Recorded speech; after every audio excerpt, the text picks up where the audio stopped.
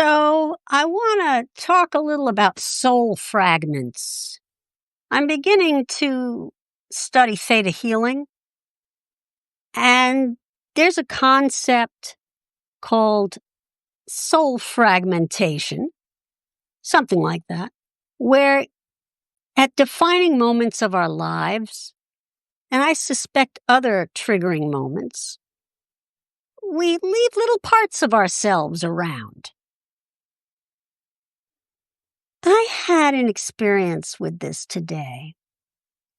There's someone I grew up with, a relative. I'm not going to name names or even give you the specific relationship. However, I should know better than to engage in writing through Facebook, but I did in response to a post of his. Oh, I told you the gender. Oops, I guess I just told you their gender. Anyway, it left me feeling the exchange, which was testy, left me feeling very drained. I'd clearly triggered him a little. He was responding angrily to something that I had replied with, which to my mind was just informative. And he did what he does very often, and this is an earmark of narcissism. He flipped the script, and when I acknowledged that I had ruffled his feathers a little, he told me I was projecting.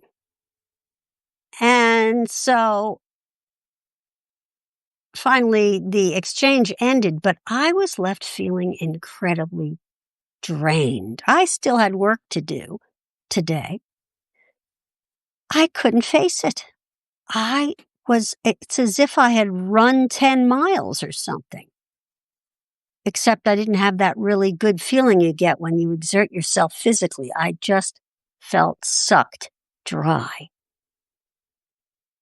So I decided to do this soul fragment meditation I learned in my theta healing training. And it literally brought me back into myself. I called back the pieces of myself that had been left, I think, with him, and sent back the pieces of his and whoever else's that belonged to them or someone else. It's a little tricky to explain, but it's kind of like the concept of hooks and cords in theta healing and in other metaphysical modalities, where spiritually, etherically, there are forces that have their claws in us, so to speak, and drain our energy and affect our ability to function well and feel good in the world. So it's important to recognize that and take the time you need to release them, to have some kind of a ritual where you let go of the upsetness. I'm never going to get this person to cop to the fact that it's they who are upset when they project that and behave angrily. There's an acronym, and I forget what it is, that has to do with this technique of, even though you're the aggressor, you flip it so that it seems as though the other person is and that you're the victim. There's actually an acronym for this. And I find it so exhausting and draining and infuriating. But there's no way. I mean, you have to be a highly trained professional therapist, and then having someone in therapy who's struggling with narcissistic personality disorder, who's willing to take this on in themselves. to get any kind of resolution. So I'm not going to have that with this person. Not in this lifetime, I don't think. So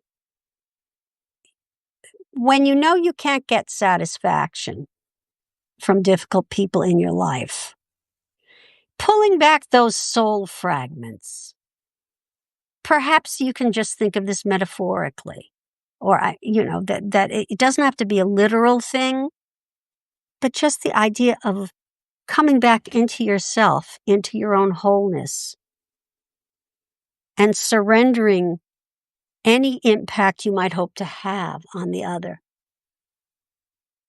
is what will allow you to move forward in your life and with your day. So this is Thursday, and I do my live streams on Thursday. I felt not quite up to putting on my face, so this will pop up as a podcast. I hope you've gotten something out of it. Any thoughts, reactions? I'd love to see them, and feel free to suggest other topics. I hope you have a wonderful evening.